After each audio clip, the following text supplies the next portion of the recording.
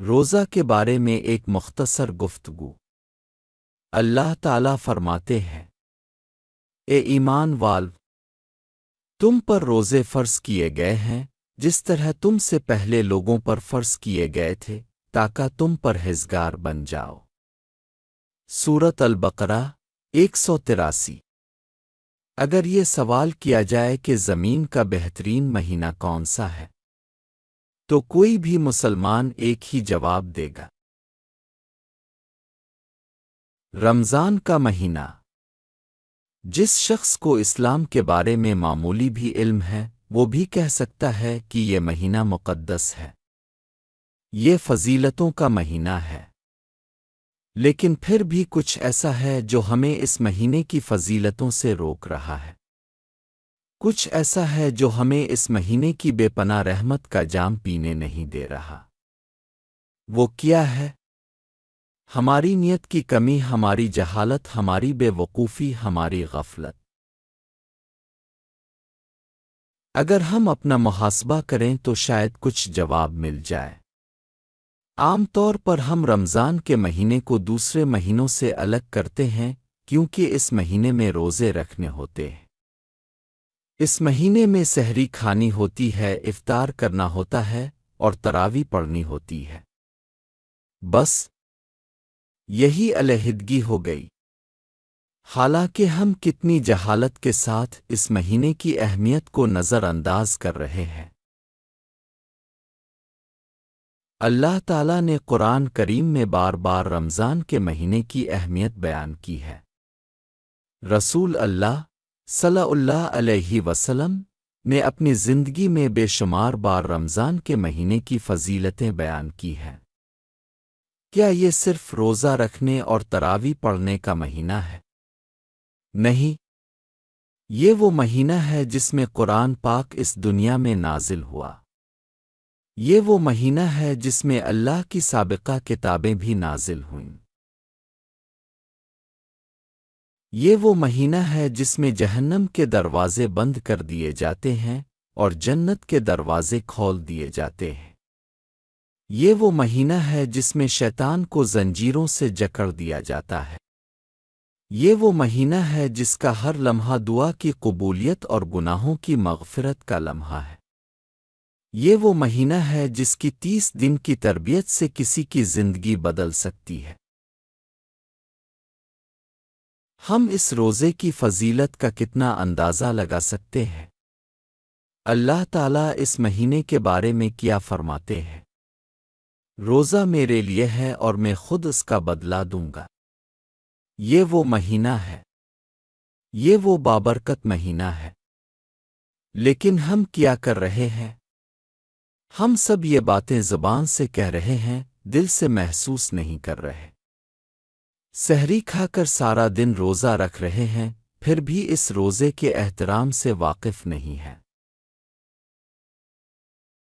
ہم روزہ رکھ کر جھوٹ بول رہے ہیں، روزہ رکھ کر غیر اسلامی مناظر دیکھ رہے ہیں، غیر اسلامی باتیں سن رہے ہیں، کانوں میں ہیڈ فون لگا کر میوزک سن رہے ہیں، نامحرم کے ساتھ گھوم رہے ہیں۔ کیا روزہ صرف پیٹ کا ہے؟ روزہ پورے جسم کا ہے، زبان کا، کانوں کا، آنکھوں کا، ہاتھوں کا، پیروں کا، شرمگاہ کا، دماغ کا اور سب سے بڑھ کر دل کا۔ ذرا سوچیں تو، کیا ہم دل سے روزہ رکھ رہے ہیں؟ کیا ہم واقعی تقوی حاصل کرنے کے لیے سارا دن بھوکے پیاسے رہ رہے ہیں؟ صرف اس لیے روزہ رکھ رہے ہیں کہ روزہ رکھنا ہوتا ہے؟ آئیے اپنی نمازوں پر غور کریں۔ ہم میں سے کتنے لوگ اس مہینے میں نماز کی اہمیت سمجھ کر نماز ادا کر رہے ہیں؟ کتنے لوگ نماز ادا کر رہے ہیں؟ حالانکہ یہ وہ بے پناہ رحمتوں کا مہینہ ہے جس کی ایک نفل عبادت دوسرے مہینے کی فرض عبادت کے برابر ہے، اور ایک فرض عبادت دوسرے مہینے کی 70 فرض عبادت کے برابر ہے۔ کیا آپ یہ سمجھ کر نماز پڑھ رہے ہیں؟ زمین کی سب سے بہترین رات اس مہینے میں آتی ہے، لیلۃ القدر، جو رات 1000 مہینوں سے بہتر ہے۔ جو رات رمضان کی آخری 10 راتوں میں آتی ہے، کیا ہم نے کبھی اسے تلاش کیا ہے؟ کسی کا فتویٰ سن کر 27 اور روزے کی رات جائے نماز کندھے پر رکھ کر مسجد بھاگ رہے ہیں؟ کیا ہم واقعی اس رات کی فضیلت سے باخبر ہیں؟ واقعی رسول اللہ صلی اللہ علیہ وسلم نے بار بار تعلیم دی ہے کہ یہ مہینہ راتوں کو جاگنے کا مہینہ ہے، یہ مہینہ قیام کرنے کا مہینہ ہے۔ کیا ہم نے کبھی اس تعلیم کا مفہوم سمجھا ہے؟ صرف تراوی 8 رکعت ہے یا 20 رکعت، اس بحث میں مہینہ گزار دیا ہے۔ کیا ہم کبھی رات کو گھپ اندھیرے میں نیند سے اٹھ کر نماز میں کھڑے ہوئے ہیں سنجیدگی سے؟ کیا ہم واقعی اس مہینے کو سمجھ پائے ہیں؟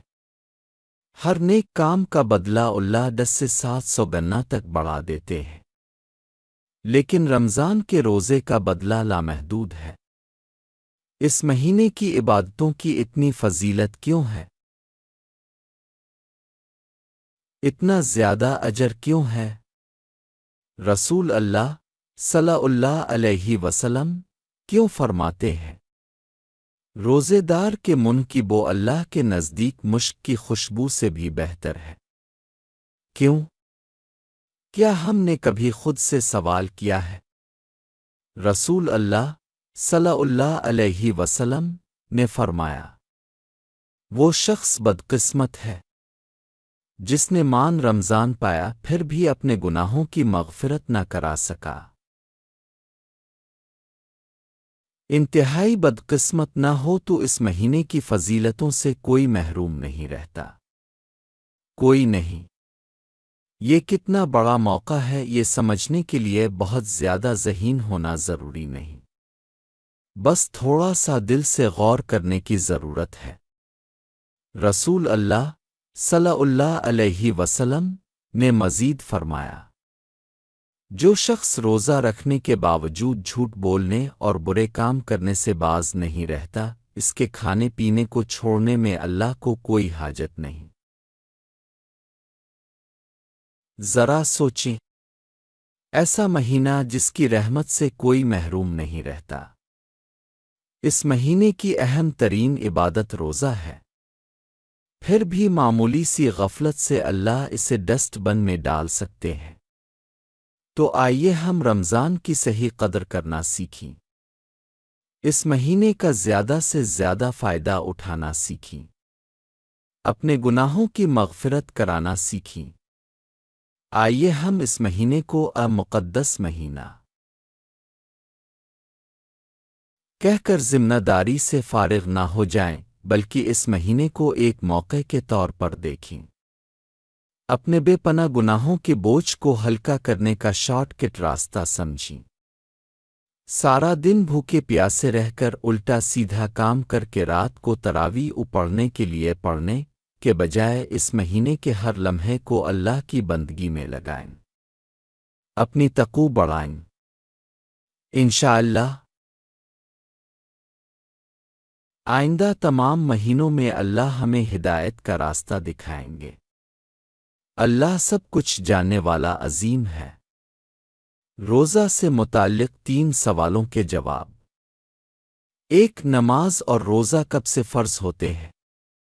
جواب: جب بچہ بالغہ یعنی بالغ ہو جاتا ہے تو اس پر نماز اور روزہ فرض ہو جاتے ہیں۔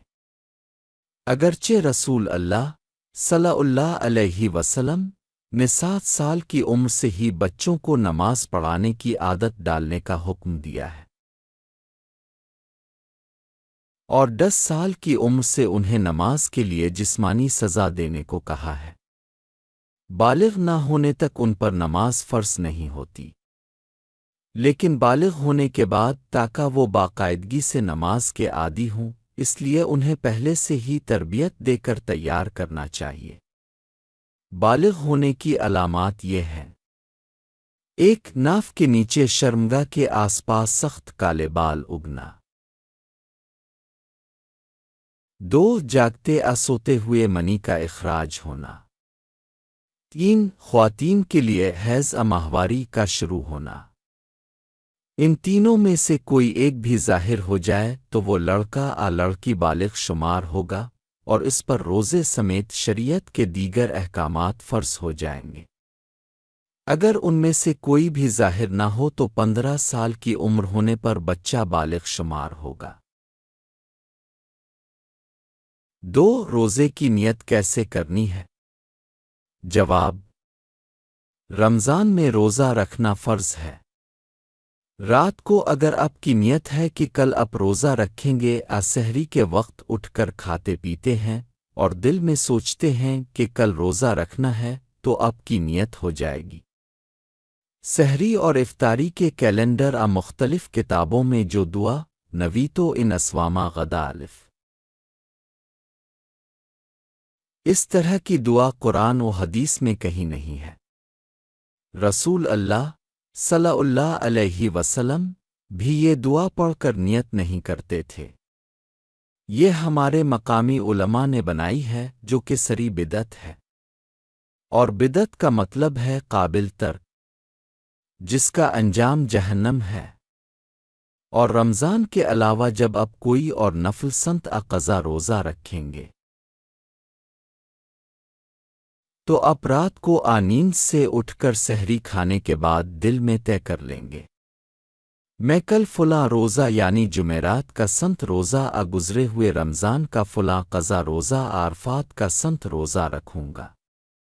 یاد رہے کہ نفل سنت روزے کے لیے اگر کوئی پہلے سے نیت نہ کرے اور نیند سے اٹھ کر فجر کا وقت ہو جانے کے بعد بھی روزہ رکھنے کی نیت کر سکتا ہے،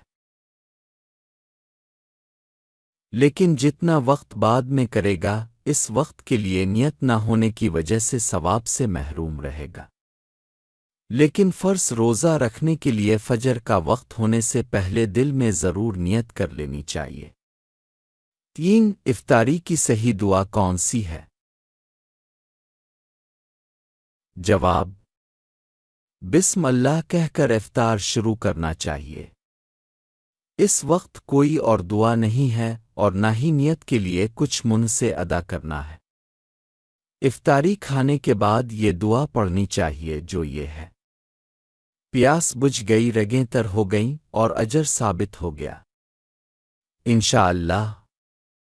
سنن ابی داؤد 2359 اور صحیح الجامع صفحہ 4209۔ روزہ داروں کے لیے جن چیزوں سے پرہیز کرنا ضروری ہے۔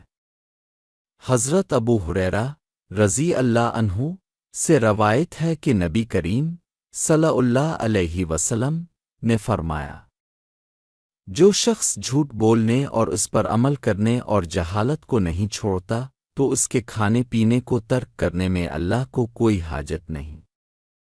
صحیح البخاری، صحیح المسلم، سنن الترمذی، سنن ابی داؤد، سنن ابن ماجہ اور مسند احمد۔